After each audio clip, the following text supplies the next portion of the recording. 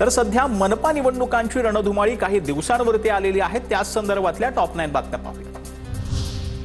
राज्यातील सर्व 29 आता महापालिकांची निवडणूक एकाच टप्प्यात होणार। जानेवारीच्या तिसऱ्या आठवड्यात मतदान घेतलं जाणार अशी माहिती।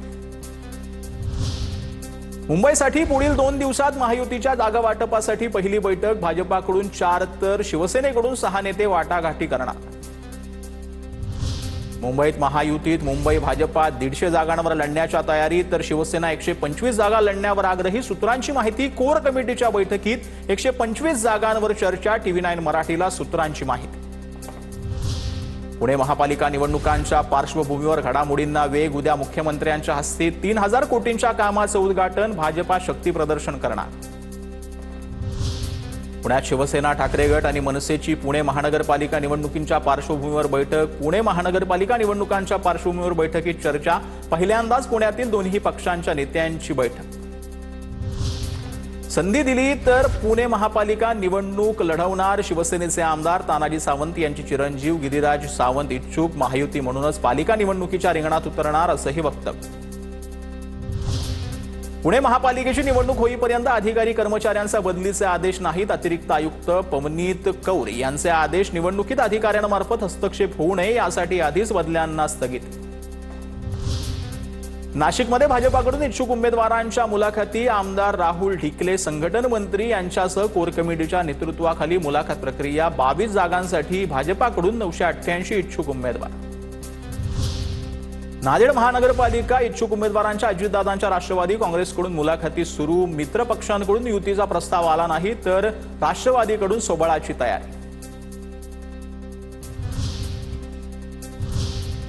आता दिवसभरातील महत्त्वाच्या राजकीय टॉप 9 बातम्या।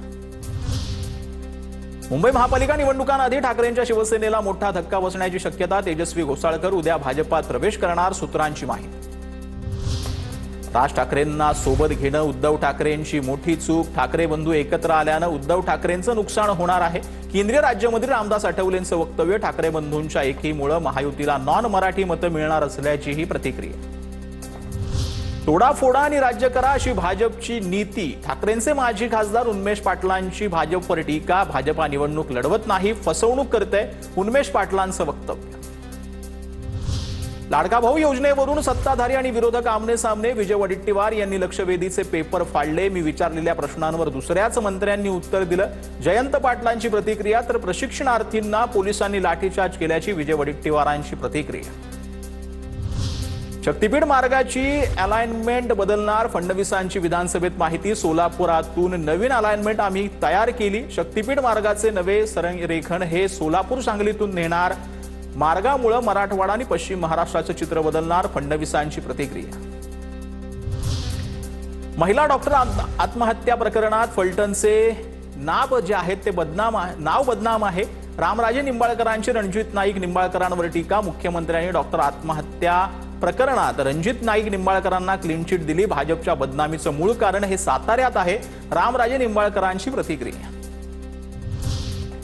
बीड माजलगाव परिसरात वकील मंगेश ससानेंच्या गाडीवर अज्ञातांकडून हल्ला। आमदार विजयसिंह पंडित आणि प्रकाश सोळंकेंच्या कार्यकर्त्यांनी गाडीवर हल्ला केल्याचा ससानेंचा आरोप। अज्ञातांवर गुन्हा दाखल। पोलिसांकडून पुढील तपास सुरू। धनंजय मुंडेंनी विधानसभेत मांडला लक्ष्मण हाके आणि मंगेश ससानेंवरील हल्ल्याचा मुद्दा। महाराष्ट्रातील सामाजिक समता संपली मुंडेंचं भाष्य। तर यावर कडक कारवाई केली जाईल, मुख्यमंत्र्यांचं एका वाक्यात उत्तर। राज्यातील विद्यार्थ्यांच्या शालेय पोषण आहारात 1800 कोटींचा घोटाळा। सभागृहातून आमदार कैलास पाटलांचा शालेय शिक्षण विभागावर आरोप।